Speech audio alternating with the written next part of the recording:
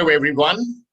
I am Ivan Broderickx, and it is my pleasure to welcome all of you to the Economic Times Sweden-India Roundtable discussion on the theme, Sustainable Innovations Enabling Swift Transition of ESGs to SDGs, brought to you by ETH. As we look out for ambitious answers to questions for integrating ESGs into SDGs, the time has come for key stakeholders, businesses, and organizations to quickly come together to build momentum and identify global common goals. Sweden is amongst the most sustainable countries globally in terms of CO2 emissions, and it is a leading example of maintaining economic growth in a decarbonized manner. Sweden has set up a goal to become carbon neutral by 2045 and has been at the forefront of sharing knowledge, transferring technologies, and promoting capacity and skill development under various initiatives. These initiatives have helped introduce new technologies, promote economic and technical cooperation among various stakeholders, and promote research and development cooperation between Sweden and India. Sweden and India have very close bilateral ties, and both countries have a very strong sustainability partnership.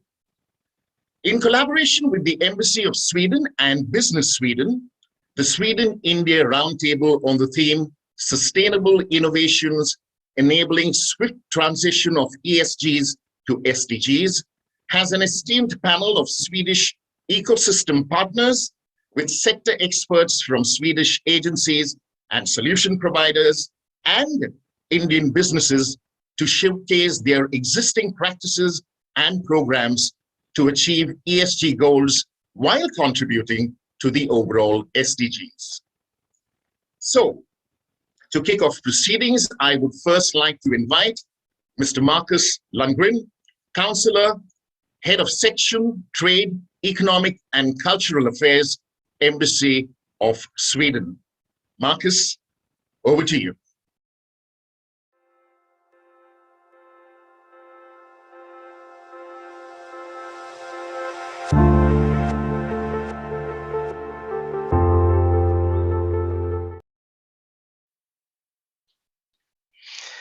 It's an honor to welcome you today to the Sweden-India Roundtable discussions, which are part of the Economic Times SDG Action Platform.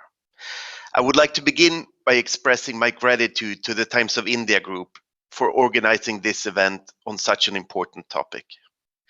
COP26 is just a few days away, and the work towards a more sustainable development is becoming increasingly urgent and important. Sweden submitted its voluntary review report on the implementation of the 2030 Agenda in June of this year. As our Prime Minister wrote in this report, Sweden is proud to be at the forefront of this work and aims to be a world leader on the 2030 Agenda. Moreover, as Ivan mentioned, Sweden intends to become the world's first fossil-free welfare state, reaching net zero emissions by 2045. Today, we have fewer than 9 years remaining until the goals of the 2030 Agenda must be met. The 2020s have rightfully been designated the decade of action and delivery. While clear progress has been made, we still have work ahead of us to meet our targets.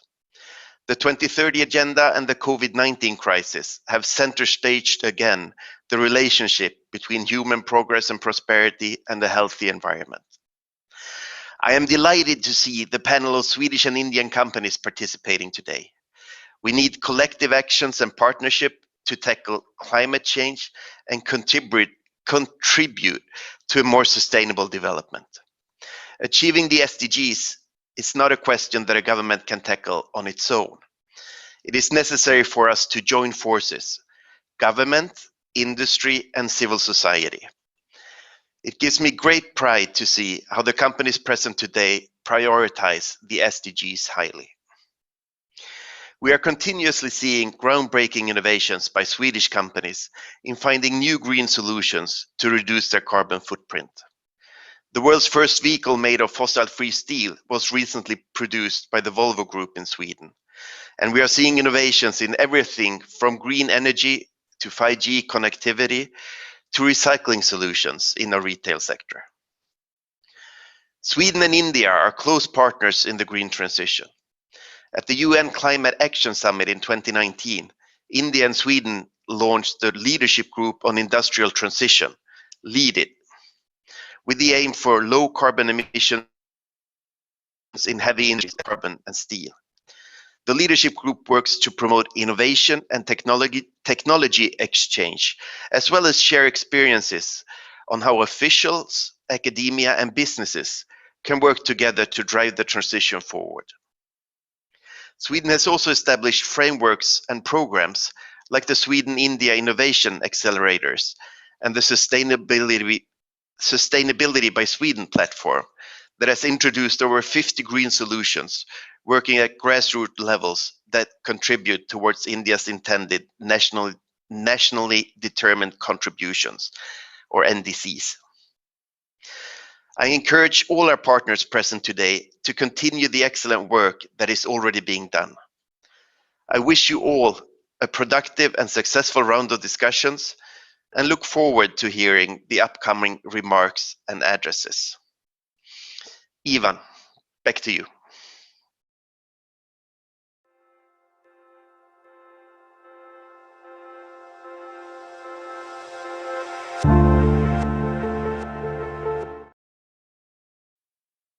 Ladies and gentlemen, that was Marcus Lundgren, Councillor, Head of Section, Trade, Economic and Cultural Affairs, Embassy of Sweden, with the welcome address. Thank you, Marcus, for your wonderful thoughts, and we wish you and the Embassy of Sweden all the very best going forward. And now it is my pleasure to welcome Mr. Matthias Frumeri, Head of Delegation to UNFCCC at the Swedish Ministry of Environment, followed by Mr. S.A. Varshney, Head International Cooperation Division and Scientist G, Department of Science and Technology, for the keynote address. Gentlemen, over to you.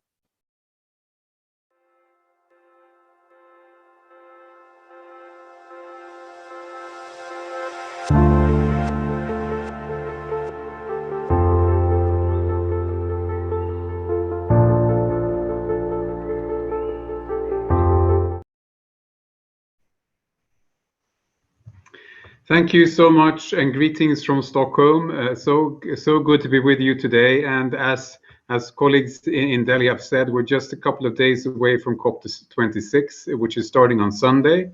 And of course, we're looking forward to ambitious outcomes from COP26, including an ambitious NDC also from India, with highlighting its commitment to 450 gigawatts of renewable energy. And we look forward to working closely together with India and partners across the world in ensuring a successful outcome of COP26, where we will also be hosting, together with India, the annual summit on the Leadership Group for Industry Transition, where we're seeing countries, both Austria and the United States, joining during the course of 2021. And we look forward to welcoming more partners, both countries and companies, to the Leadership Group to jointly move ahead on climate action globally.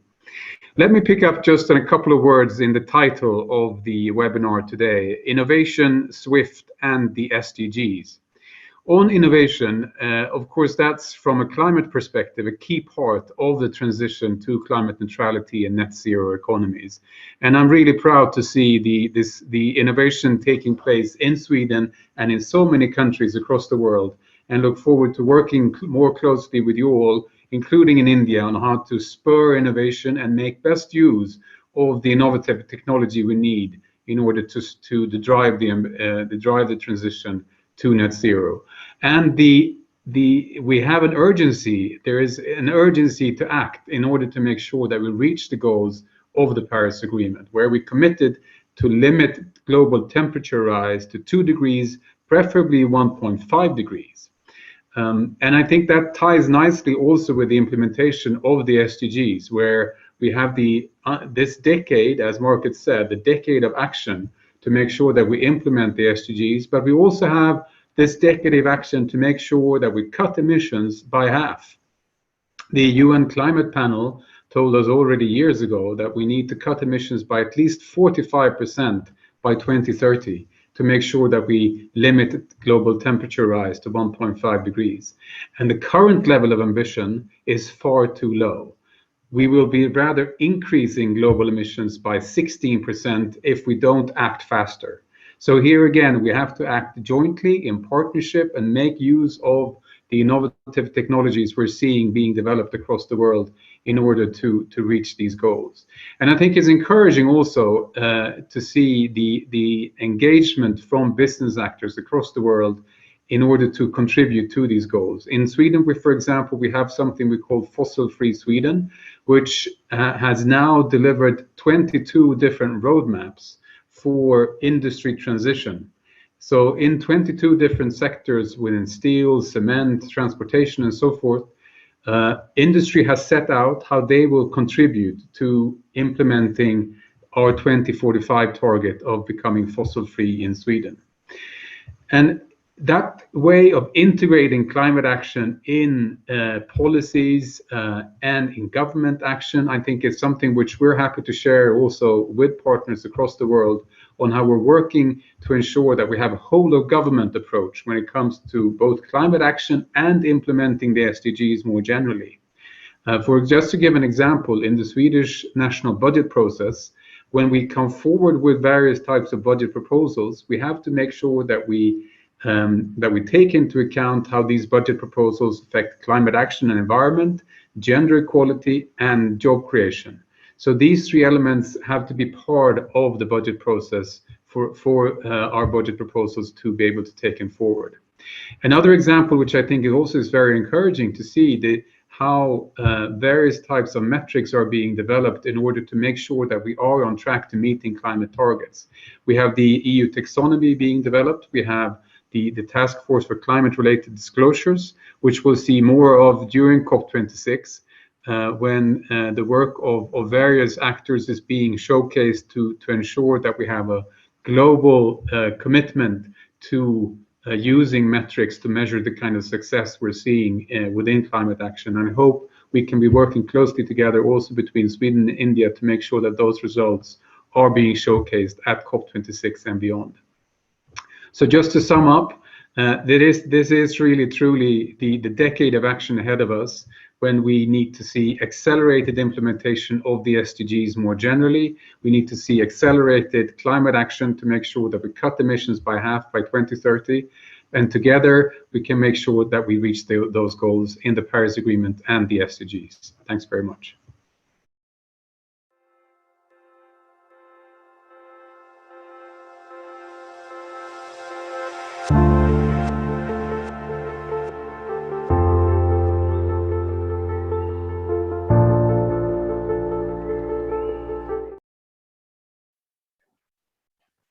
Greetings from the Namaskar and greetings from Department of Science and Technology. As you know, we are promoting scientific temper, scientific research, and we are looking for not only generation of knowledge, but also how new knowledge could be of use to the society. And in fact, that is the fulcrum of the India-Sweden Scientific Partnership, which we started in December 2005 when the two governments signed such an agreement. And today, we have covered several subjects, like in energy, we are talking about smart grids, renewable energy, energy efficiencies. We are talking about environmental technology, climate change related aspects. We are talking about artificial intelligence, Internet of Things, embedded systems, manufacturing, also talking about circular economy, health sciences. So all these subjects, what we have taken, is not only mandated for pure scientific research, but we would like industry to come forward, participate in the program, and deliver the products to the society. So that has been the ballpark figure, what we are looking for. And during the visit of our Prime Minister to Sweden in 2018, we agreed to work on a Indo-Swedish innovation partnership for a sustainable future. And this partnership is based on the principle of co-funding, co-development, co-creation, and both countries would be exploring optimizing the formal bilateral scientific collaboration mechanism, increase synergies, enable the exchange and best practices. And we are looking for innovation ecosystem in the area of future mobility, circular economy, clean technology, space, and digital health. Already, we are supporting number of research projects through Swedish Research Council and Swedish Innovation Council, through my department, Department of Science and Technology, and also through Department of Biotechnology. And this partnership is already bringing some meaningful results. We are also learning from Swedish practices. As you may be knowing that Sweden stands in the top corner when the Global Innovation Index comes. India is rising and we are now in top 50. We have made a jump of nearly 20 points in last 6 years, but the journey is still continue.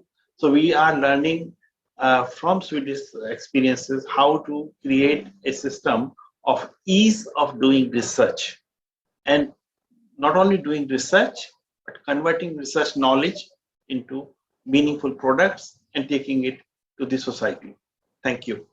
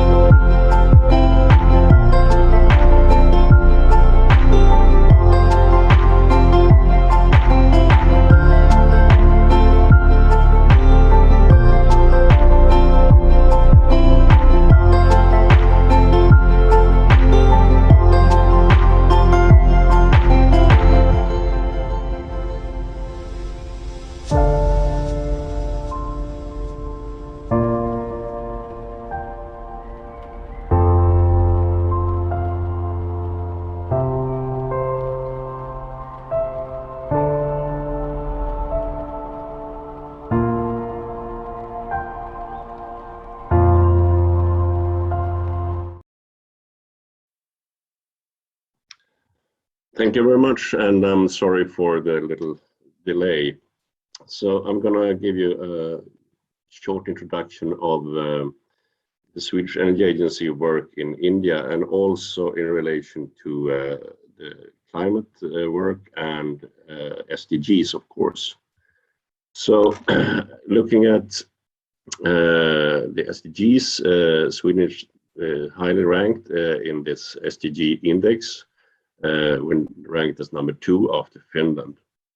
And looking at the status, how the work is progressing, we can see that from the SDG dashboards and trends, that it's you could consider it quite okay, but you should also have in mind that these kind of goals, even though it says that it's green, you can't really say it is done, because these kind of goals is based on a continuous development. So you will actually never reach the objective. As soon as you find that you have reached a goal, and then the world continue to move. If you don't move with the world, then of course you will fall back again. However, what we see is that we're progressing, and it's a good way from Swedish side. And as I said, ranked as number 2. Now, looking at what we're doing in Sweden, we have quite ambitious targets. We are looking at total reduction of greenhouse gases by 2045. Transport sector is of course a challenge in Sweden, like rest of the countries, but still we aim for 70% less emissions from the transport sector by 2030. One important step in this direction is to increase the amount of electricity in the system, to actually have an electrified transport sector. Already now we have 100% CO2 greenhouse gas free power system, and out of that 66% is actually renewables. But the objective is to have a totally 100% renewable electricity production by 2040. And of course, we're also looking at more bang for the buck, actually 50% more efficient use of the energy by 2030. And as you can see up in the right side corner, we are pretty proud that already back in the 90s, we actually decoupled greenhouse gas emissions from the economic growth. So in this process, the Swedish Energy Agency is one of many important actors. We were established some 20 years ago with the mission to work towards a sustainable energy system. That includes policy work, it's a lot of advisory services and statistics and so on. Of course, international collaboration on both multi and bilateral levels is critical in this work. If you look at the money, we're the largest funder of energy-related research. And when I say research, it goes on the whole change from basic research to innovation, commercialization, scale up and implementation on the market. And if you look at we have made calculations of 145 innovations that we have in what we call the startup portfolio. And there are some 200 companies in this portfolio. We have invested some 90 million euros in these 200 companies. And if you look at only 23 of them, they have increased value up to or close to 20 billions. Then it's Swedish kronor, so it's and it's in euro, it's about 2 billions. So it's a good increase in value of these 23. But we also made calculations of the potential greenhouse gas reductions that these 145 of these companies, what the potential they have. And it's actually almost up to 20 times the total emissions of Swedish greenhouse gas emissions. And so, and looking at Sweden, who is responsible for around 0.1% of the total global greenhouse gas emissions, we need to push these innovations out from Sweden also, so that they can be utilized also in other markets. And that is actually one of the reasons why we have more focused collaborations with selected countries, and India is of course one of these prioritized countries. The work in India reflects very much of the mandate from Swedish Energy Agency, and as I said, going through the whole innovation, the whole chain of research and innovation. So, and we're working on different platforms. We have what we call the India-Sweden Innovations Accelerator. Is kind of the umbrella for our work, but that also includes research collaborations. We have also an agreement with DST, and just these days we're about to administrate the decisions for new collaboration projects in the area of smart grids. And we aim to be able to announce the results of this call in the end of November, together with DST, of course.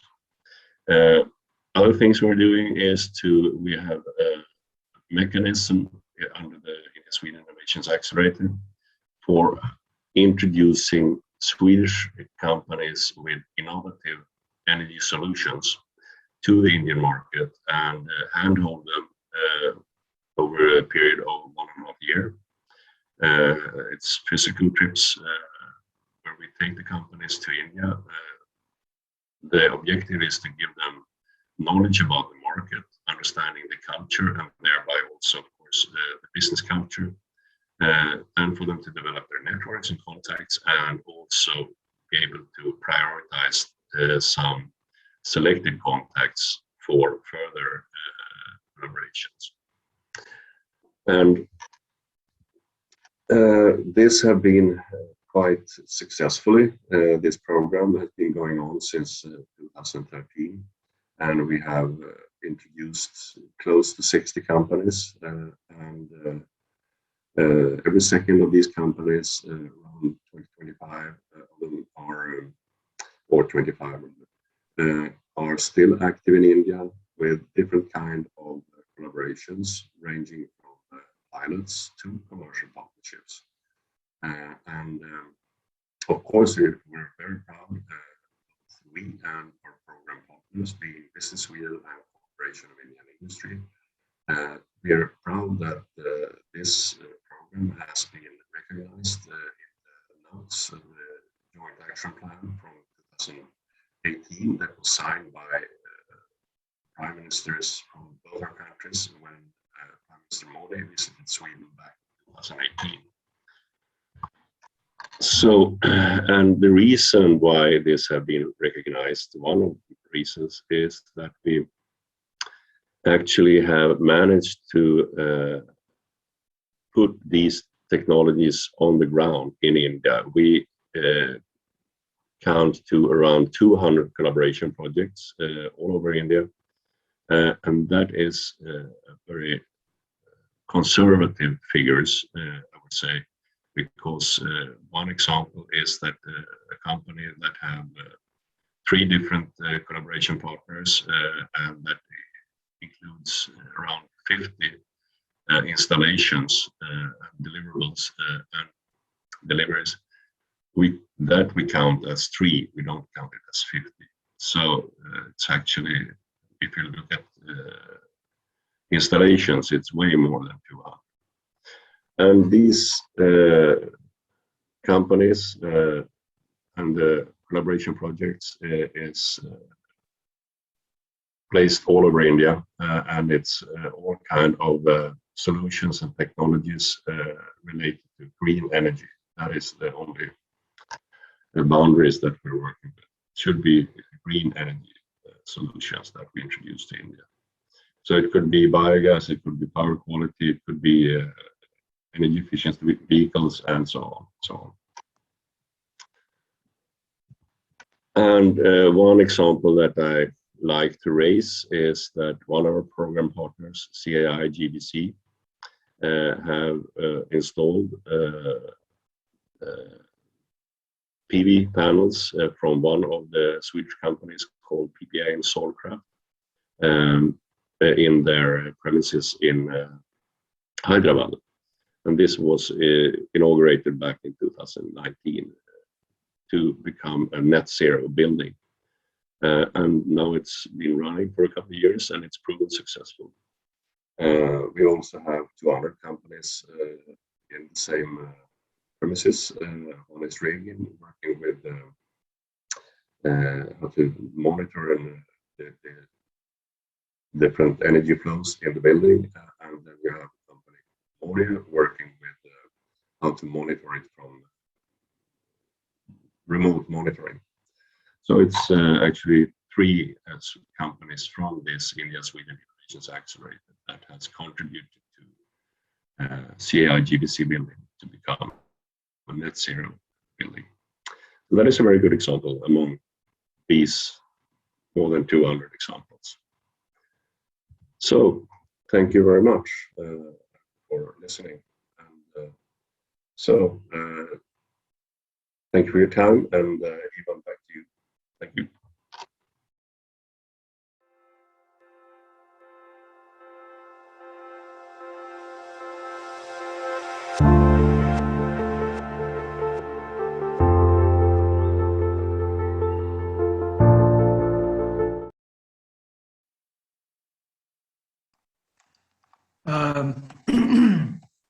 Good afternoon, everybody. First,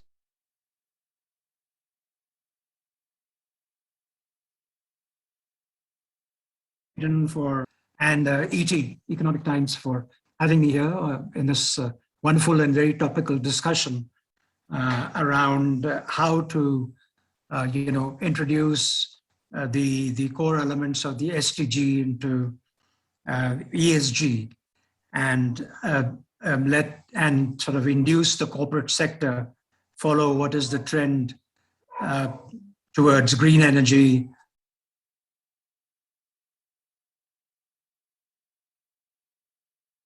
a solution of basic problems of poverty and inequality, all of which are kind of linked to our ultimate goal of elevating the human spirit. So let me start with a bit of history. India, of course, is a lower income level country with lots of problems, including poverty. But we do have a sort of a pretty historical connect, and not an ancient, but a near history connect with environmental sustainability. And this goes back to 1972 in the United Nations Conference on Environment, the United Nations Conference on Human Environment, which was held in Stockholm. And at that time, India fielded a very high-level delegation led by the Prime Minister Indira Gandhi at that time, along with three cabinet ministers. And one of the cabinet ministers, Mr. Varshney, might know, was C. Subramaniam, who was the Minister for Science and Technology at the time. So it was at this conference that Prime Minister Indira Gandhi actually came forward with a thought, and it was actually more like a question, that are not poverty and need the greatest pollutants? And this was a prescient and a very sensible link to make in the debate around environmental conservation, with the problems of poverty and human development, which are at the core of global concerns today. This was actually picked up, subsequently in the Brundtland Commission report, and which focused on what is today called what is hashtag today as sustainable development, which is our initial concern today. You know, it's after 1972, in fact, that in many countries, including India, these environmental pollution control agencies were set up. And soon thereafter, the Ministry of Environment was set up, essentially in India, to look after the work of environmental conservation.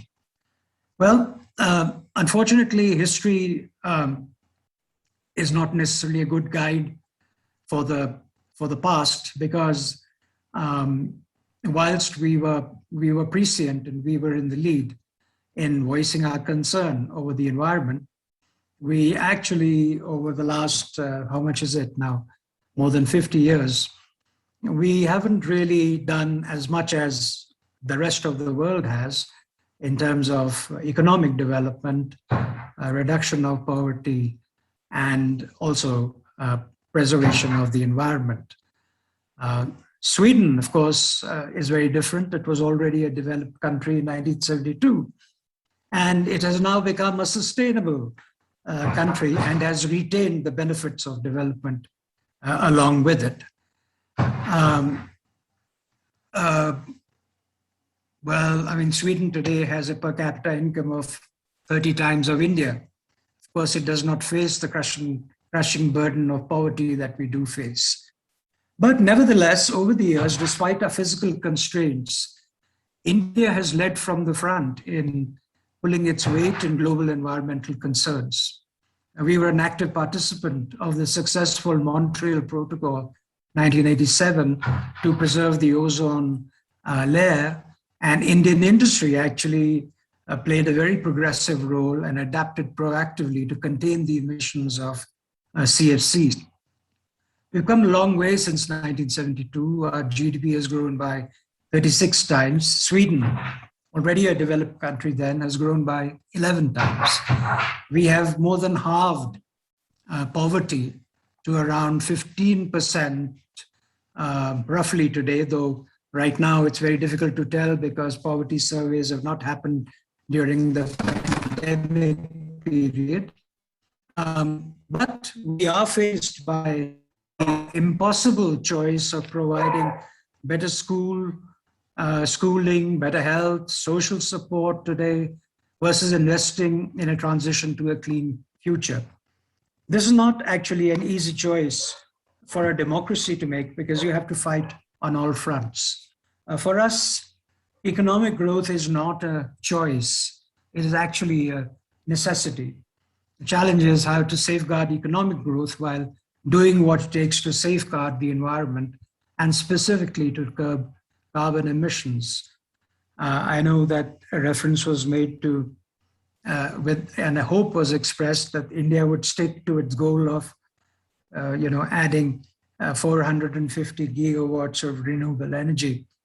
And I mean, I think in India, it is already taken for certain that we would definitely be embarking on that particular path, and maybe doing more on other fronts too. Good news, of course, from the business point of view, is that despite all these issues over the last 3 decades since 1990, we have created 1990 is when India liberalized. We have created a market of around 260 million consumers with an effective annual purchasing power of around $25,000 per family per year, and another 260 million with a purchasing power of $19,000 per family per year. India continues to grow in the medium term at nearly double of the global growth rate and has a young population which will peak only sometimes by 2040. So all this is good news for development, but in the context of climate change, sometimes this is also seen as a source of worry with respect to carbon emissions. From our perspective, what we hope is that in the global scheme for sharing of the burden of carbon emissions equitably, Glasgow will continue to follow the principle of differentiated responsibility in curbing emissions. If you think of if you think of this responsibility on per capita terms, it's interesting that both Sweden and India are below the average per capita global emissions today of around 4.5 tons per person. Sweden, of course, has done remarkably well in reducing emissions from 1970, when they were at the level of 11.5 tons per person, to just 3.5 tons per person today, below the global average of 4.5. It's almost an unprecedented decline of almost 66%. India's carbon emissions, sadly, because we haven't grown very much over the years, have grown from a small base of 0.35 tons in 1970 to just 1.8 tons today, which is much less than even half of the average global emissions per person. And some would say that we've actually temporarily, I hope temporarily, relinquished our share of the carbon budget by default to others who have grown on our behalf. Now, this is the truth, but of course, the truth is not very relevant in terms of what we need to do next. What we need to do next is to grow rapidly, and as we have done from 1980 onwards, partly because of the peace dividend that the world enjoyed, and the growing commitment to democracy, and a growing move towards open economy. India and the world has benefited from adherence to all these principles, and it is our hope and it is our wish that these cherished principles should continue to be held in dear regard by the global community into the future. There are some risks emerging to these principles as we enter an area of deep and stiff contestation, not only in the political, the geopolitical arena, but also in the security area, with new threats emerging almost every day to global peace and to global security. And we must do everything in our regard to safeguard ourselves from these threats. Prime Minister Modi, since he became Prime Minister in 2014, has unleashed a strategic program of deepening economic development, which combines enhanced welfare and opportunities for the bottom 5 deciles, the bottom half of the population, with good investment decisions. So on welfare, for example, just to give you a few examples, share with you what is happening on the, on the social welfare side. The free food program, which was recently launched during the pandemic, has benefited 400 million people, which is just under half of the population.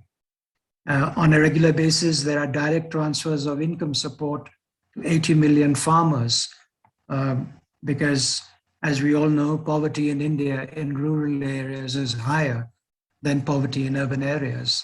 We also have targeted public works programs which benefit over 150 million rural workers last year. Liberalized credit access for individuals and small and medium industry has helped innovative and entrepreneurial individuals and companies grow. There have also been several governance reforms. Most notably, we are currently in the midst of looking at initiatives to liberalize labor laws, which have constrained growth in the past, particularly in letting small and medium industries grow bigger. We're also trying to liberalize the marketing of our farm produce. A large section of our population is dependent. And here we sort of, we are like Sweden must have been 30 years ago, with a lot of people dependent on agriculture. But of course, it's not sustainable to have so many people depend just on agriculture. And it also impacts the productivity of agriculture because investments are low.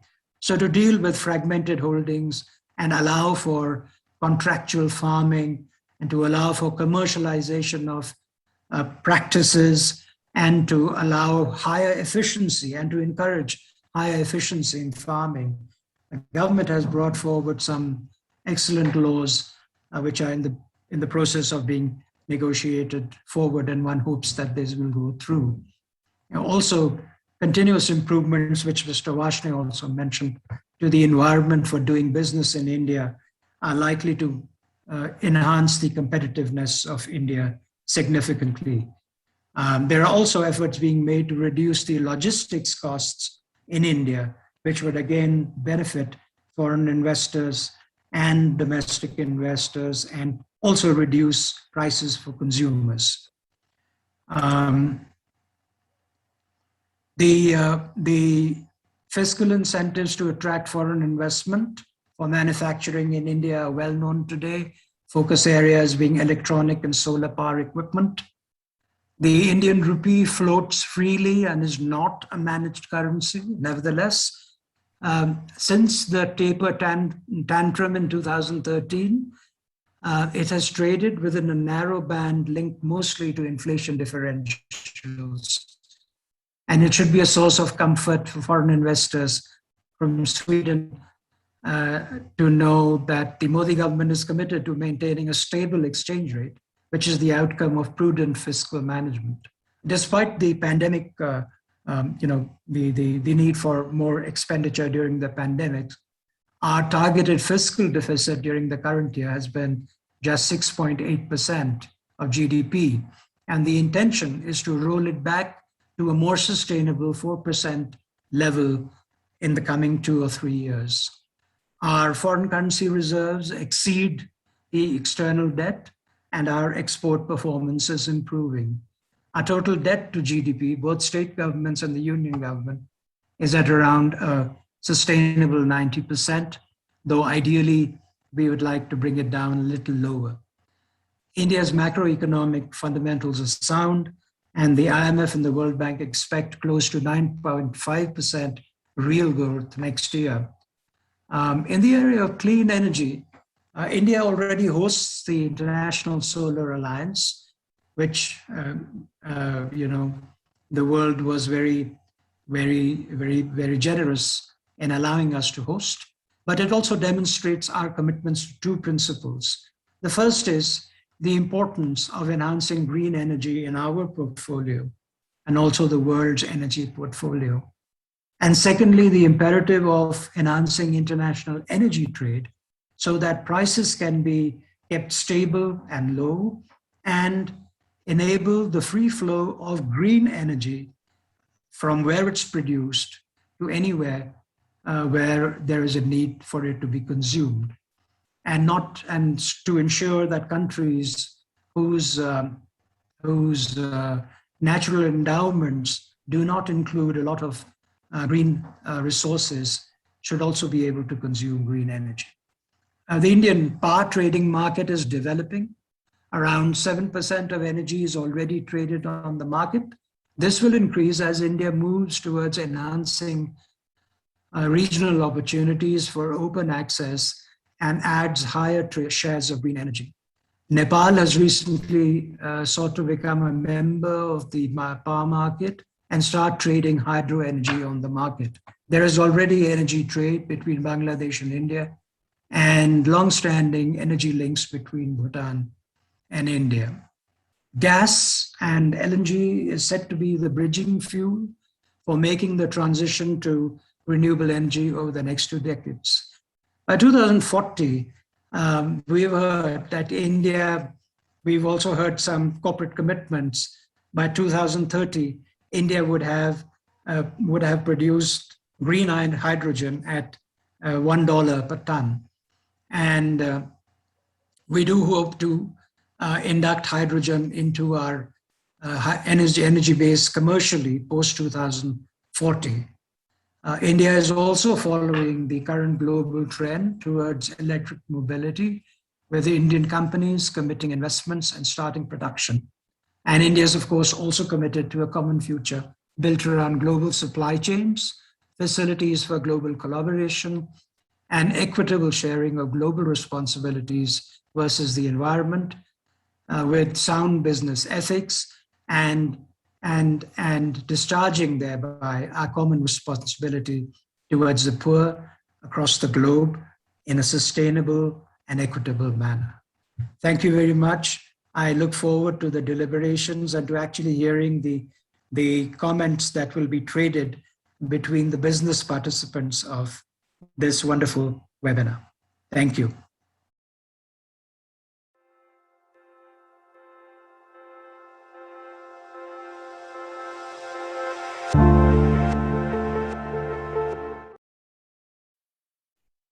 I would like to thank Ludwig Lindstrom, Country Manager India at the Swedish Energy Agency, and Sanjeev Ahluwalia, Advisor, Observer Research Foundation, for sharing their insights and for setting the tone for the panel discussion to follow.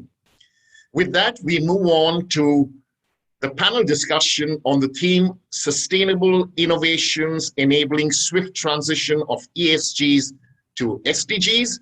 Today we have with us Cecilia Oskarsson, Trade and Invest Commissioner of Sweden to India, who will moderate this discussion and will welcome and introduce the eminent panel of experts who are a part of this discussion. Cecilia, over to you.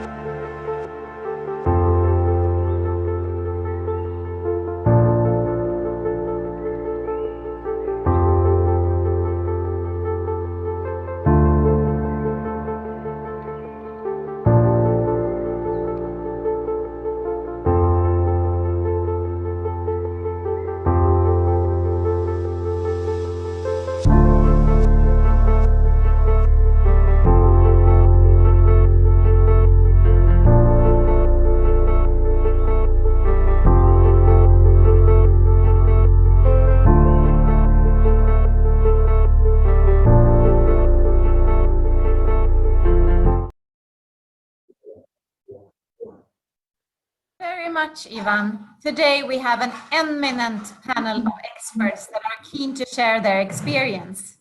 So let me start by inviting them one by one. Dr. G. Ganesh Das, Chief Strategy, Collaborations, Innovation and R&D at Tata Power. Mr. Daniel Pasca, Technology for Good Program Director at Ericsson. Mr. Arun Chakrabarti, Vice President, Environment, Health, Safety and Sustainability at Hitachi Energy. Ms. Sara Lindstrand, Group Sustainability at Africa.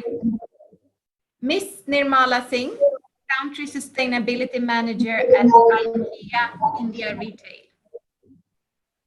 Ms. Sandeep Chanda, Chief Sustainability Officer at Tech Mahindra. And Sanjeet S. Shitty, Vice Chairman and MD at Soham Renewable Energy India. Welcome all panelists. I'm really looking forward to having a good discussions and great questions and answers today. And let me start by calling Ms. Nirmala Singh, Country Manager at Country Sustainability Manager at IKEA India Retail. Nirmala, the social component of ESG covers how an organization's activities affect people. Could you please elaborate on how IKEA has worked towards this goal in India? Good afternoon, everybody. It's a pleasure to be here. So we at IKEA, we look at sustainability as an integral part of our business, and it goes beyond just our business objectives. For us, it's about business, people, and purpose to create a better life for the many people across the world. And this is our People and Planet Positive Sustainability Strategy, and we have 3 key movements under that. The first one is Healthy and Sustainable Living. This is about our range and our solutions. Circular and climate positive within our operations, and being fair and inclusive in our communities. So when we talk about how our actions affect people, it's about being a positive change maker under these 3 pillars. It's to inspire and enable 1 billion people to live a better life within the boundaries of our planet. is to contribute to IKEA becoming circular and climate positive by 2030, while we continue to grow. And it's about improving the well-being of millions of people by becoming a truly inclusive and people-centered company and employer in our communities. So we are taking actions in many different ways, such as providing and supporting decent and meaningful work across the IKEA value chain. This means respecting human rights in all areas of the IKEA business and continuing to ensure the implementation of international labor laws. The IKEA's way of purchasing products, materials, and services, this is what we in IKEA call I-Way, is the IKEA Supplier Code of Conduct. This is IKEA's minimum requirements relating to the environmental and social and working conditions. Under the equality movement, we strive towards 50-50 at all levels in the organization. To enable women to take on equal responsibilities, we know women in the workforce in India is still low. And we have an equal parent leave policy supporting women to come back at work and enabling their spouse to spend more time with their children. We work towards access to competence and skill development, enabling people to grow and reach their full potential. Currently, we are collaborating with Tata Strive in Mumbai on a Skills for Employment program. And we strive to be a friendly neighbor in our community by supporting and creating a positive societal impact. During COVID-19, Inca committed 26 million euros to support health and livelihood of communities affected due to the pandemic. In India, we reached out to the vulnerable communities through our end partners to create sustainable solutions for long-term impact. NGO partners providing more than 6 million meals, more than 1 million PPEs, and over to you, Cecilia.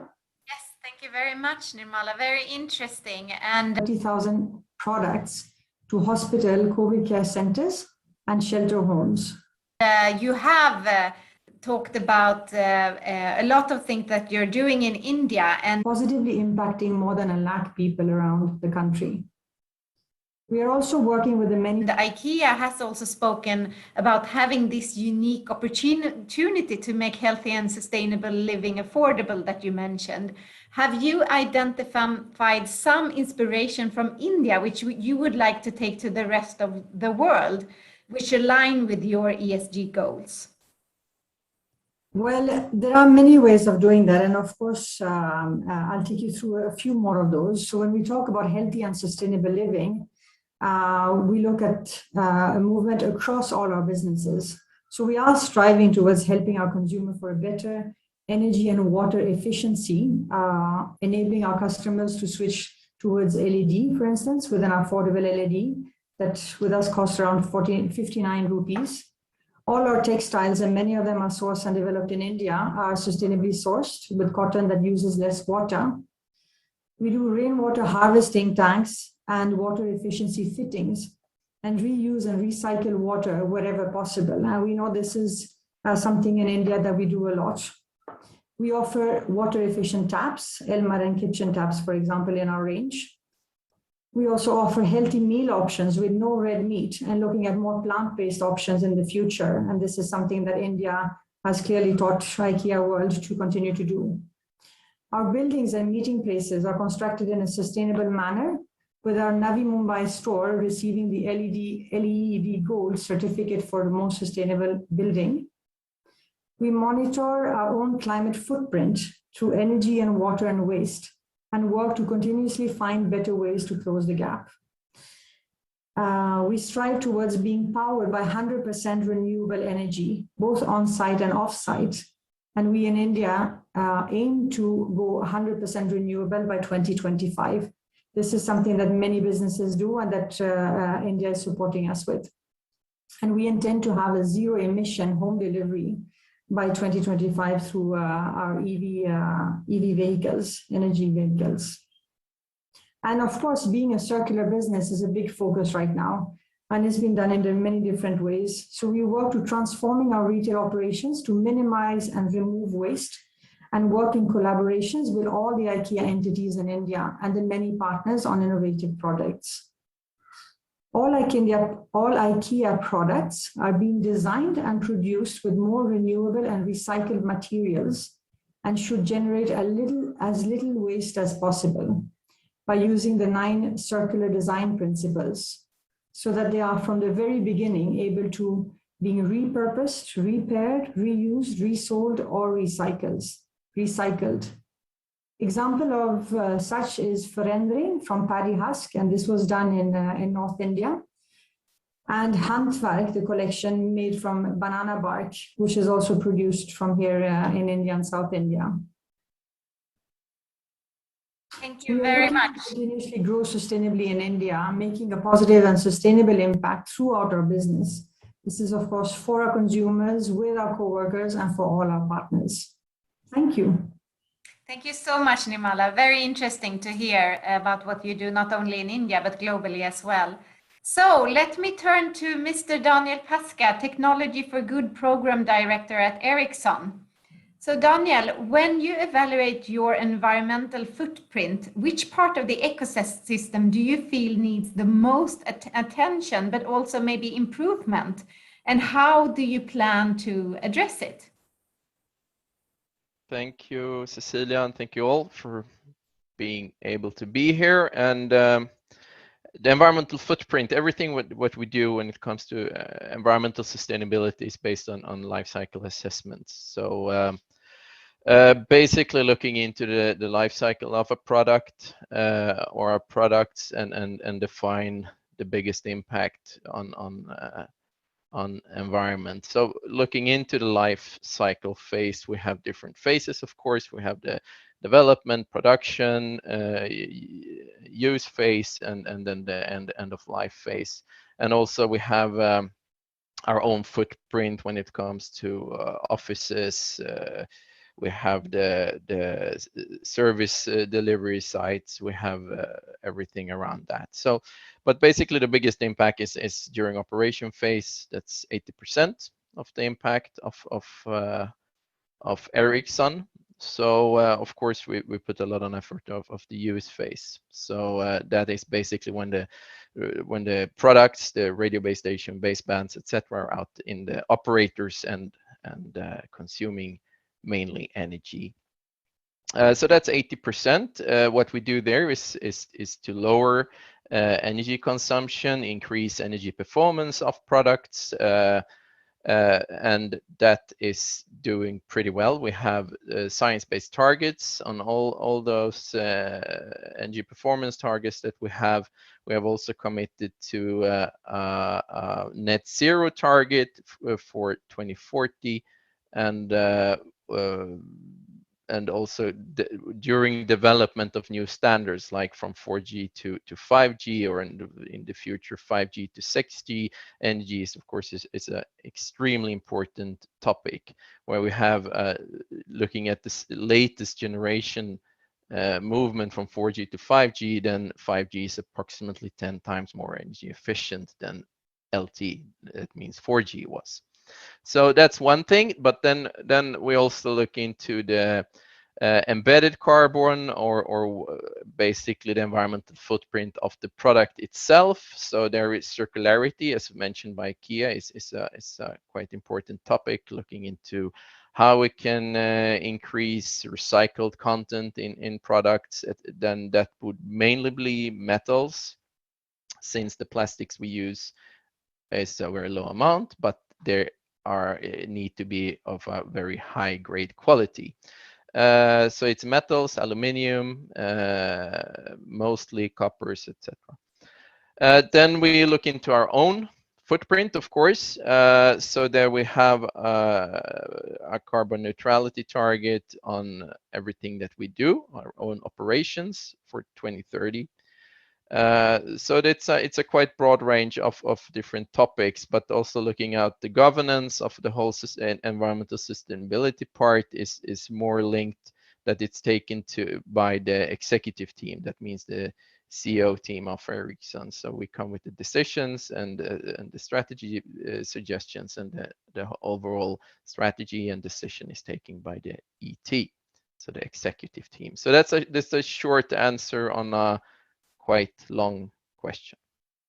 Daniel, let me ask you one more thing. Ericsson has been here in India since 1903, which means more than 100 years. Could you highlight any specific example wherein you work towards ESGs has directly contributed towards India's SDGs? Yes, it's our products, basically. Digitalization is a key solution to both increase economic growth as well as lowering carbon emissions.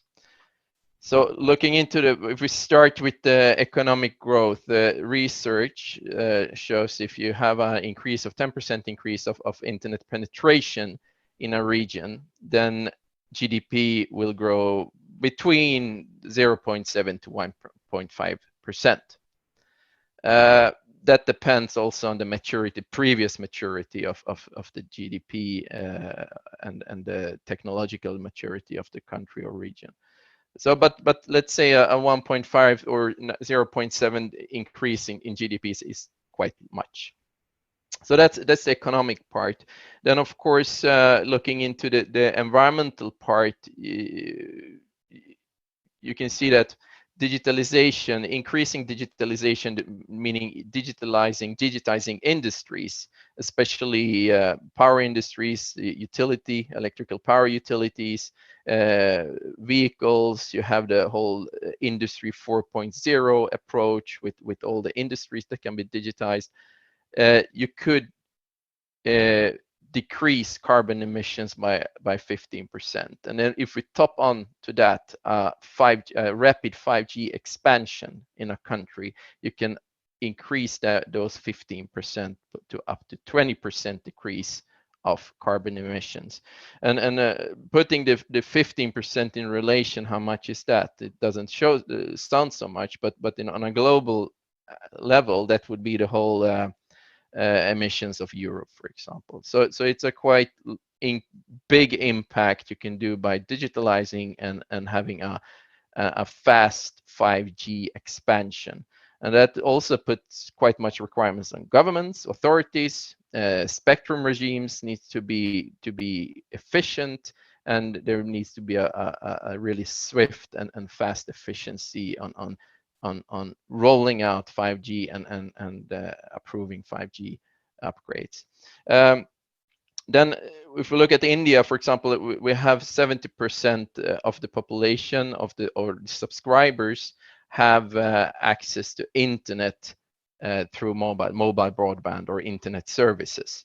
So that means that 30% is still going on below 3G or below 4G solutions. 3G is a quite low speed internet service, so going up to LTE, that means 4G is crucial, at least to be able to digitalize a country. So 30% is still lacking, but it's a high pace in India. You can see an average subscribers moving from 2G or 3G subscriptions to 4G subscriptions. That's approximately 20% a year. So it's a high pace, but it still needs to be increased. And that's why we also think that going directly to 5G instead of moving from 2G, 3G, and 4G and directly going to 5G solutions could make a big leapfrog for many people, and especially the industries. Then again, we have other issues when it comes to what is called digital inclusion, that's device costs, etc. But you can always go with fixed wireless access solutions where you have that basically is like a fiber, but not a fiber. It's going through the 5G network. So there are a lot of things that is happening or are happening, but a lot of things that needs to be done as well, and that puts quite harsh requirements on legislators and decision makers. We have done, looking at rural India, we have done recently during the year, we did a 5G rural proof of concept in India together with Airtel, one of our customers. That was quite successful, showing high speeds. So there is a full potential possibility to push 5G also into the countryside. So that's basically also maybe a long answer on a short question, but it's our products. That's where we do the biggest impact. But then, of course, we have big sites in India. We have big offices in Delhi and elsewhere. We have a factory in Pune. So we also contribute to the Indian economy through taxes, especially the 2% sustainability tax you have to pay each year. So there are a lot of different contributions, but mainly our products. Thanks. Much, Daniel. Good luck with the outroll of 5G, and we really need to hope it goes fast. Yes, we do. Thanks. Yes. So Mr. Arun Chakravarti, Vice President, Environment, Health, Safety and Sustainability at Hitachi ABB. Let me go over to you. And Hitachi ABB Power Grids has launched Econic Q, Exceptional Solution for Environment. Please help me to pronounce that correctly.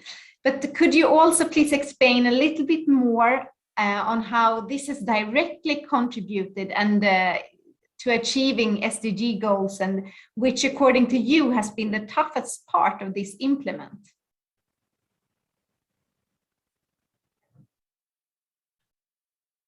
Mr. Chakravarti, are you there? Seems like he's not here. Should we then move on and go over to Miss Sara Lindstrand?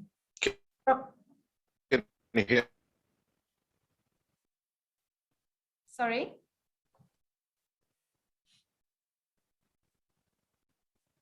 So Miss Sara, Group Sustainability from AFRY. Let me go over to you. Sustainability is a part of AFRY's business strategy and a prerequisite for AFRY's businesses as a whole.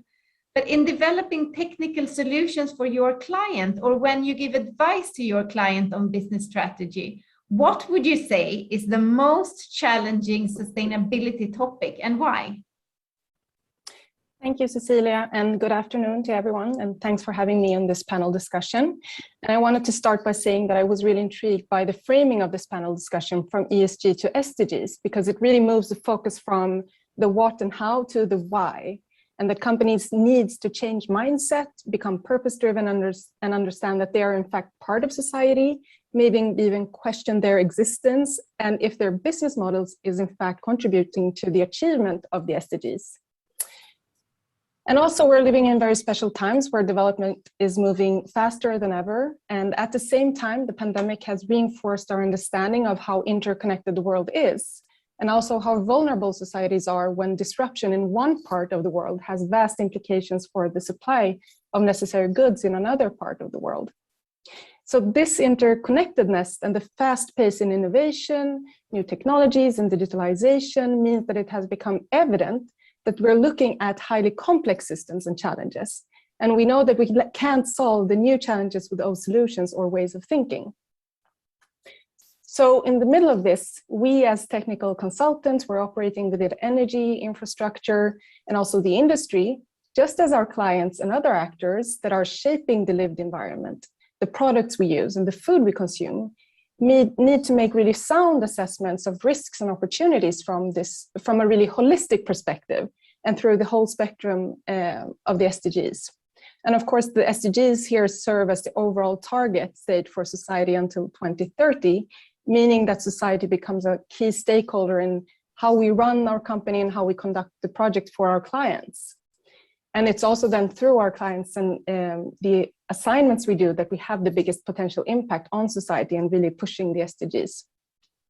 So maybe it's not specific topics that the clients struggle with the most. It's more about addressing sustainability and environmental and social aspects in a holistic way with a system perspective, but also taking the whole value chain into consideration. And we heard before about the Swedish initiative Fossilfritt Sverige, where the different sectors has outlined then roadmaps for how they will transition into a net zero society.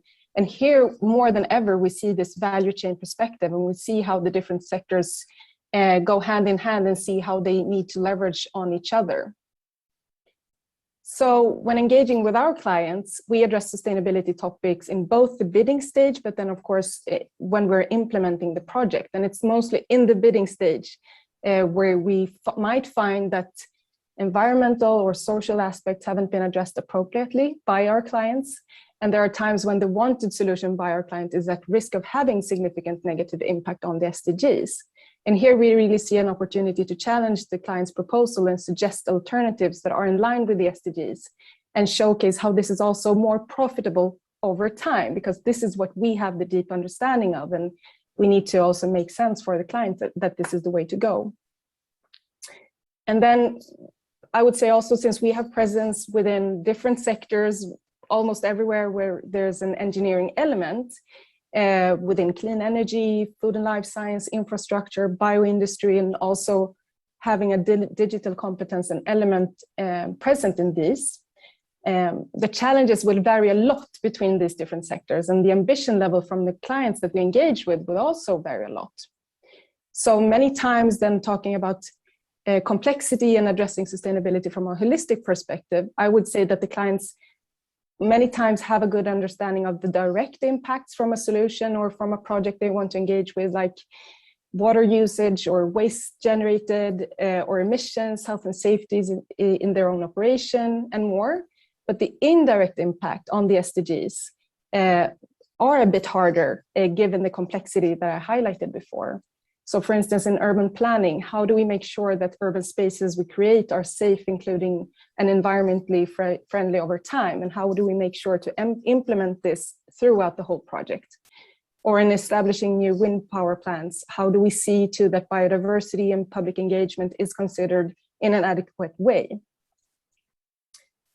And then, of course, in some of the sectors that we engage in, such as mining and energy, that are still in transition, here more than ever, we see risks of significant negative environmental or social impact. But there is most often a way forward to mitigate these. And with our experience with supporting clients that are frontrunners in terms of sustainability, and also in markets with tough requirements, we can really scale this knowledge into other markets where sustainability topics aren't always maybe then on the top agenda for our clients. Another question for you. So the global coronavirus pandemic, which has already caused unimaginable devastation and hardship, has brought our way of life to an almost complete halt.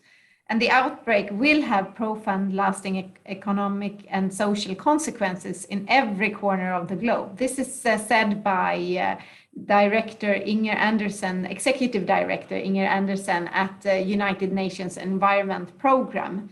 In the pandemic, do you, Sara, see companies abandon or embrace their ESG agendas and set targets? When the going gets tough, do you feel that the companies are making the right choices?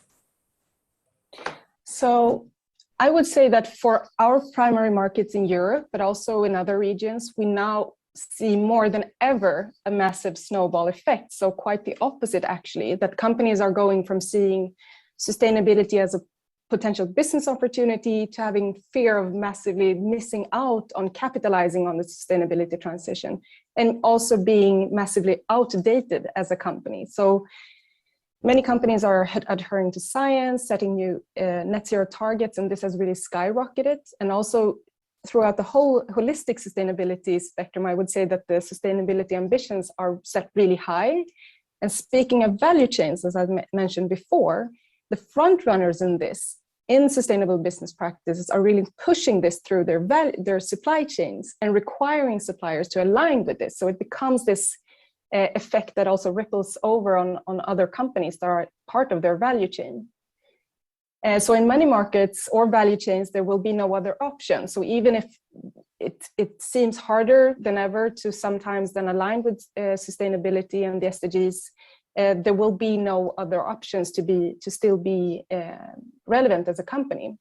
And meanwhile, investors and the regulatory side is also gaining speed, and especially on the climate side with the TCFD, the EU climate law, and the EU taxonomy as examples. And we don't see any indication of these requirements being lowered, even if the ambitions aren't high enough on this side. But overall, this is creating kind of a push-pull effect that is pushing companies to have really high sustainability ambitions, I would say.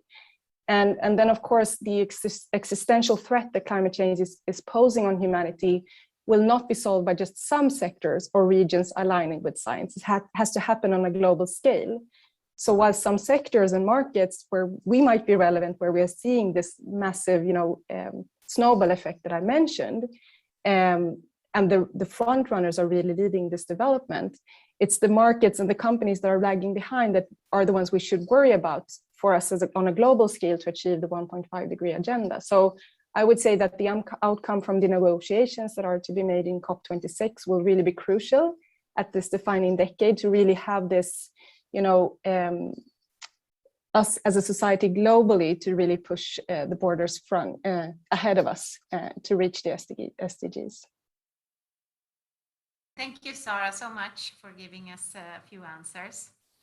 Let me again turn to Mr. Arun Chakravarti. Are you here? Can you hear me?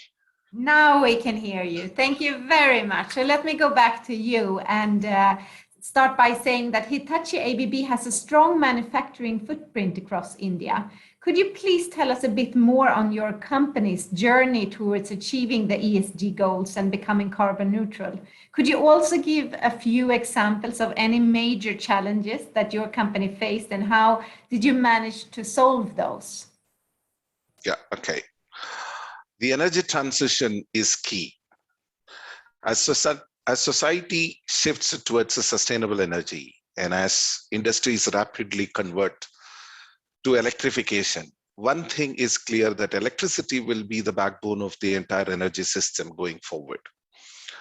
Together with the customers and the partners, Hitachi Energy, we're playing a key role in accelerating the energy transition. We believe that we can make a significant contribution on many of the sustainability development goals. Having said that electricity will be the backbone, the world is transitioning to alternative and clean energy. While Hitachi Energy moves around the 3 building blocks on why we are transitioning to an alternative clean energy. So one is accelerating the shift from fossil-based energy to renewable power generation. Second, growing electrification on the transport industry, the other industries and the building sectors. And third one is on the sustainable energy carriers. Various analysis and studies by Hitachi Energy experts forecast that the conclusion that revolves around is that the carbon neutral world is electric. We are solving the fundamental society problem of sustainability. We are implementing fascinating technologies which are bringing us closer towards a carbon neutral future. We continue to lead innovation on to lower the environmental impact to our products, to the solutions that we provide and the support that we provide towards achieving carbon neutrality. On the challenges, one of our challenges and now our game-changing technology. We're using mixed gas as an alternative to the SF6 that we used in our products in the high voltage equipment range. And then now we have overcome the challenge, and that becomes our game-changing technology to have paved the way of how we replace SF6 with other gas mixtures. And then we pave way for a new global industry standard. We ensure we remain carbon neutral in the coming years, and we also have an obligation to help our customers achieve carbon neutrality. Cecilia. Yes, thank you so much. So another question for you. Hitachi ABB Power Grids has launched the... Can you hear me? Yes, we can hear you. Can you hear me? Can you hear us?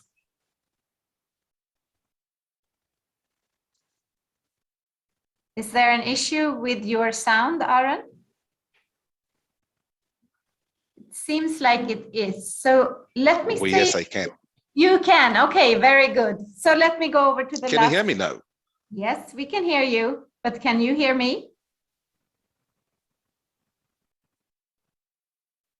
So let me try to phrase this question to you. Seems like I think what we should do is go over to Mr. Dr. G. Ganesh Das, Chief Strategy Collaborations and R&D at Power.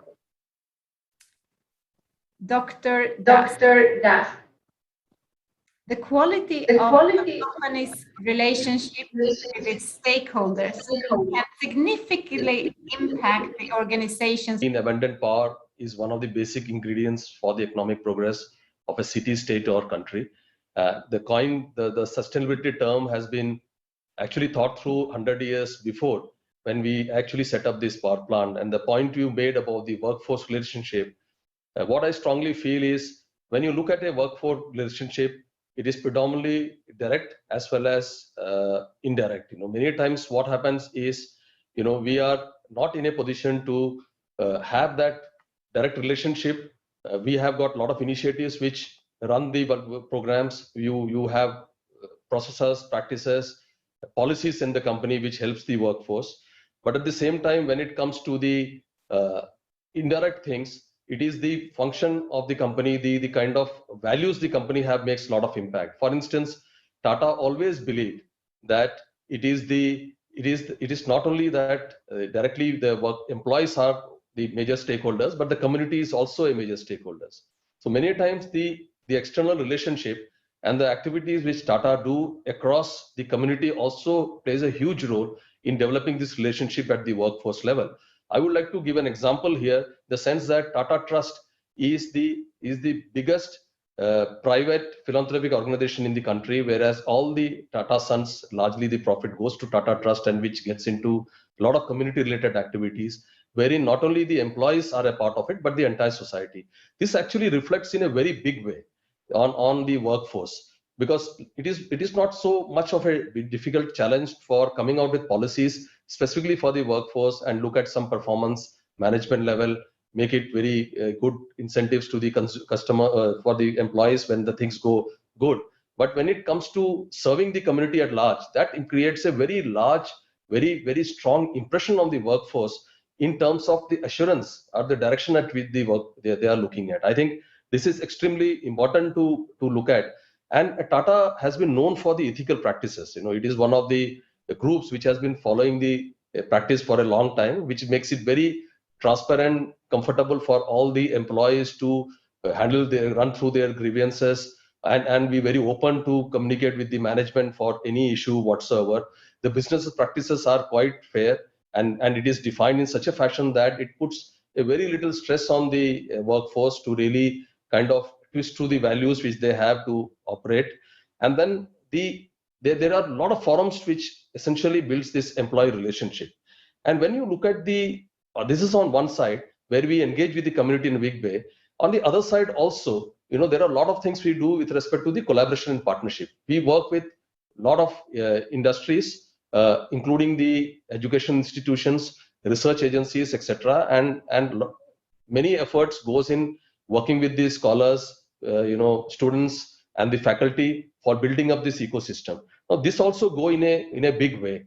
And there are certain direct philanthropic aspects which we do in terms of, if you look at the Tata Power standpoint, we have a lot of initiatives which focuses on energy efficiency, employing training the women folks in the family, developing entrepreneurship programs, etc. What we have felt is this plays a huge role. I think apart from the direct relationship which you mentioned about, which is very important for the sustenance of an organization, I think that indirect the value which the Tata Group drives also goes a very long way in kind of developing this relationship with the workforce and gives them an assurance. It is not that you are trying to do with a business purpose in mind, but it is the value which it's been kind of translated across all the schemes of the society. Thank you. Thank you very much. I have one more question for you. As Tata Power has been a reliable partner to Sweden, can you highlight any specific example wherein your company has joined hands with any Swedish entity to work towards next generation solutions? Sure. In fact, the relationship with Sweden is quite long, and I would like to explain this in two ways. One is, of course, the Tata Power relationship with the Swedish organizations, and also we have the Clean Energy International Incubation Center, which is set up as a joint initiative between Government of India and Tata Trust, and supported by Tata Power, which is housed in Tata Power Delhi Distribution Building. So this is also a mission innovation international energy incubator, wherein the Sweden is also a part of this incubator. So I'll be talking about this partnership in a little while. And this was announced incidentally in the Clean Energy Ministry at Malmo by our, at that point in time, the Science and Technology Minister in I believe in 2018. Now, when it comes to the direct relation, we work with many companies. Of course, ABB is one of the companies we have been working for a long time. They've been in India for a long time. Apart from that, we believe we work with Sweden and Business Sweden and the Swedish Energy Agency to work on the startups. If when they are wanting to get into India, want to look at partnership, establish their product, want to do pilot programs, understand the market, we are there for them. There are certain examples. Metrum meters. Metrum is one company. We have helped them to come to India. We have tried their product, give them the product validation. Through that, we have developed some policies with the central electricity regulator in the area of power quality. Then we had Spoudy pumps. It is one of our microgrids, wherein we had used this pump, a very energy efficient pump. We have put it on the field in some of the locations in Bihar and UP. And then we have a microgrid company, and we are partnered with them on doing that. Then there's another startup called the Swedish Neutral, who have been recognized as one of the technologies which is going to one of the 100 technology which is going to change the world. It has been recognized as one of technology, and we are doing a pilot program with them. And then we are trying to establish a business case in the grid, in the space of protection at the grid, at the secondary grid in India. And then we have got another company called FOV, which is again into they have a technology of biogas and a fabric-based digester is there. We are working with them to develop some of the business cases. These are some of the examples, especially some of them are startups wanting to enter India. That is where we have a very strong partnership with Sweden to make this happen. And when it comes to the Clean Energy International Incubation Center, RISE Institute of Sweden, with RISE Institute, we have developed a framework for identifying the potential carbon reduced, like the incubation center encourages startups and incubates startups in the space of clean energy. We have got about 35 startups as of now. And then these startups go through a very rigorous program developed by the RISE Institute, wherein we check how much is the potential carbon reduction this technology is going to do once they get into the marketplace. That is one test which we do. Apart from that, we have also calculated for our first cohort the potential carbon reduction. We have calculated that more than 200 megatons of carbon reduction they can reduce. And this framework was developed in partnership with RISE Sweden. These are some of the examples of our partnership with Sweden. Thank you very much. That's quite a few. Interesting to hear.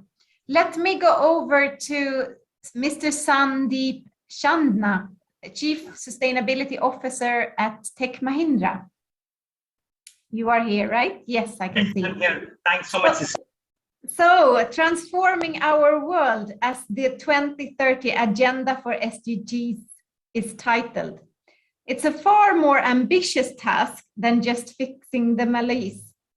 It requires eliminating the very sense that causes and propagates economic, social, political, and environmental harm and inequities.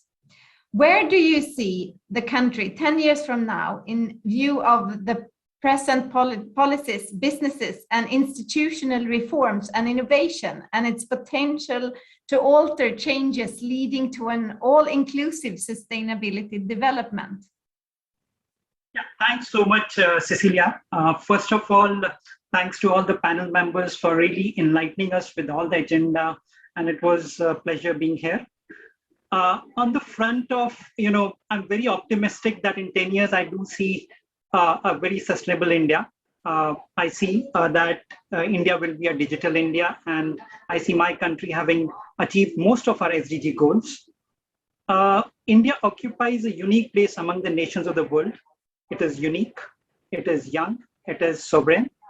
And culture and tradition, and also is the largest democracy in the world right now. India has played an important role in shaping the SDGs, and India commitments is reflected in all the NDCs that we see, which mirror all the SDGs.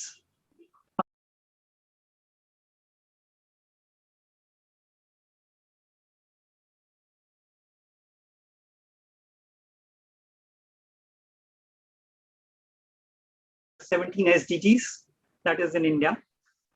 Niti Aayog is working on a 17-year, 15-year, and then is a 7-year strategy document, which will reflect the India's long-standing federal tradition, and it is prepared with part of participation at the sub-national government level as well.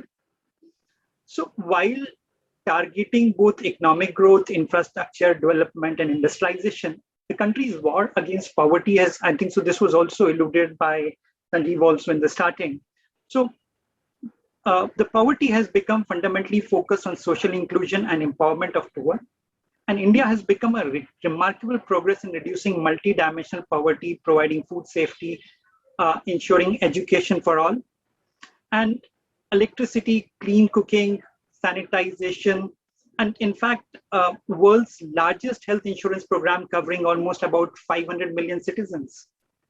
And several of the government programs, including contributing to advanced SDG agenda, some of them like Swachh Bharat, skill development, Atmanirbhar. So these are the programs which I really definitely see moving or taking us to the place wherever we have committed that we will be meeting our goals of 2030. Thanks. Over, Cecilia. Thank you so much. Thank you. Let's go over to the last speaker today, Mr. Sanjeev S. Shetty, the Vice Chairman and MD of Soham Renewable Energy in India. Are the current system of governance and business strategy, operations, delivery models, and business-related infrastructure resilient and adaptable for the future, Mr. Shetty? Please unmute yourself. Hi, Cecilia. Thanks for having me over, and a happy Diwali in advance to all my friends here. So I had a small compared to, and I'm so glad you got me at the end because it would have been embarrassing to start off because I have such big giants to speak after. But anyway, sometimes the David also is good enough for the Goliath. So I had a company that does renewable energy projects, specifically hydro, and we've been in rural India for the past 18 years. And thanks to our location, we actually get such a fantastic feel for what's happening on the ground in rural India. I'm a kid who grew up working in Europe. I worked in Germany and Switzerland. I did my MBA at Duke and an executive MBA at Harvard. But my real education happened when I started working for my renewable energy projects. So for us, when we started our first construction way back in 2004, and we started reaching out to the local community, ESG or reaching out to the local stakeholder just came naturally. These are not buzzwords. There was nothing called ESG or SDG at that time. It was something we did because we felt that was the right thing to do. And I'm so glad because whatever we do with logic always holds good in the long term. So we did what we felt was getting us closer to the local people, which also helped us do our projects without any hindrance. They really saw that our licenses are for 50 years. So they knew that we are going to be there for 50 years. We generate power and we terminate the power at the local areas. So that's what we told people. We're here for 50 years. We're going to give you power that you need for 50 years. And when they really saw us to be sincere, they were so welcoming. And that's why I've set up 9 programs. What started off for one program for about 12 kids has blossomed to about 9 programs for about 19,000 women, children, and youth in rural India. So to answer your question, whatever we do, it has to be adaptable, right? For the future. You talked about governance, you talked about strategy, you talked about operations, you talked about business models, or logistics. It has to tie in to this larger goal of doing good for the community. And that's what I think we did. And that's what has helped us, because wherever we went to a next site, we always said, don't listen to us because we'll all obviously praise ourselves. Why don't you just go to our site that we're already working in, understand and see what we've done? And I think I tell this to all my colleagues in the industry. We should all do our little bit, and the sum of the small parts will be a big, large goal. Over to you, Cecilia. Well, thank you so much. And you said it yourself. We should all do something. Everything is important. So don't downsize yourself, downplay yourself. Whatever you do is really important. But one more question for you. So which one of the above goals do you feel the current government is going out of its way to help companies to achieve? So, I must be honest here, and it's just not one thing. It is, the government is very focused. Of course, poverty eradication has been a long-standing goal, but of late I've seen so much importance being given to education, and thanks to the pandemic, good health and well-being is also very important right now. So the government is really, I would be unfair to say they're just looking at one, but I think they're doing a great job in, ensuring the health of people during these pandemic times, improving the healthcare system in rural India, improving on the education system, and also on poverty eradication. So gender equality is also big. I've just started a new program with a company that makes sewing machines, and we've donated about 100 sewing machines to help women gain employment, teaching them tailoring. And the government was so helpful in giving me centers. There are centers where I could house these machines so people could come and learn this new skill. So they've been very, very proactive, and they see that I'm in rural India. I don't work in urban India. I work in rural India. So they've been very, very helpful, Cecilia. Thank you.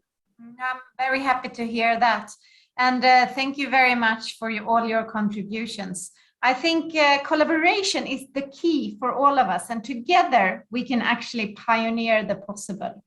So with that said, thank you everyone. Thank you to the speakers and the audience for joining us today, and a special word of appreciation to the organizers for inviting Sweden to this very important discussion. Ivan, over to you.